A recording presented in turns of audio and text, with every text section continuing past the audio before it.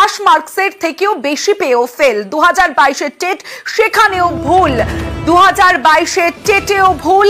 যে খবর আমরা পাচ্ছি, সরকারি কর্মী বাবার মৃত্যুতে 5% গ্রেস মার্কস, আর ফলে 82 নম্বর পেলেই পাস মার্কস, আর 84 নম্বর পেয়েও ফেল বীরভূমের পরীক্ষার্থী। এবার রেজাল্ট সংশোধনে ডেডলাইন হাইকোর্টের। আমার সঙ্গে আমার প্রতিনিধি সরাসরি রয়েছে, আমার কাছে জানতে চাইবো এটা ভুল নাকি এটা জালিয়াতি?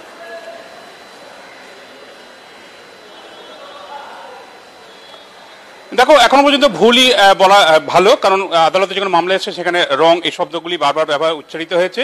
তবে এটা সিদ্ধান্তটা ছিল প্রাথমিক শিক্ষা পর্ষদের, অর্থাৎ কর্মরত কোনো প্রাথমিক শিক্ষক রয়েছেন, তিনি মারা গেলেন, সেই জায়গায় তার ছেলে যখন আবেদন করবেন, টেটে বসবেন, তিনি 5% গ্রেস মার্কস পাবেন। অর্থাৎ যদি কেউ জেনারেল কাস্টের ক্যাটাগরির হন, তিনি 5% ছাড় পাবেন। এক্ষেত্রে বীরভূমের রাহুল দত্ত, তার বাবা যেহেতু প্রাথমিক শিক্ষক ছিলেন, তিনি কর্মরত অবস্থায় মারা গিয়েছিলেন, তাই বোর্ডের যে সিদ্ধান্ত ছিল সেই সিদ্ধান্ত অনুযায়ী তিনি এক্ষেত্রে পোষ্য অর্থাৎ অনুকম্পাজনিত চাকরির জন্য আবেদন করেন এবং সেই হিসেবেই টেটে তিনি বসেন।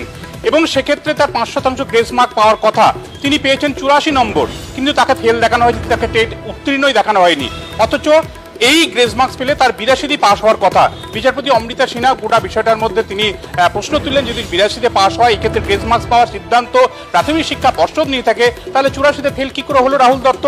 তাই 4 সপ্তাহ সময় দেওয়া হয়েছে। এই যে অনুকম্পাজনিত 5% গ্রেস মার্কসের ক্ষেত্রে যে ছাড় দেওয়া রয়েছে, এই ছাড়ের বিষয়টা যাতে নতুন করে আর কোনো জটিলতা তৈরি না করে 4 সপ্তাহের মধ্যে এই ভুল শুধরানোর জন্য প্রাথমিক শিক্ষা পর্ষদকে নির্দেশ দিয়েছেন বিচারপতি অমৃতা সিনহা। তবে একই সঙ্গে মামলাকারীর আইনজীবীরা প্রশ্ন তুলছেন যে আদতে যে ওএমআর স্ক্যানিং হয়েছে, অর্থাৎ সেটি যে স্ক্যান হয়েছে, সেক্ষেত্রে এই 55% বিষয়টি কি আদৌ মাথায় ছিল বোর্ডের, এবং যাদেরকে বরাত দেওয়া হয়েছে তারাও কি সেই বিষয়টি মাথায় রেখেই এই স্ক্যানিং এর কাজ করেছিলেন?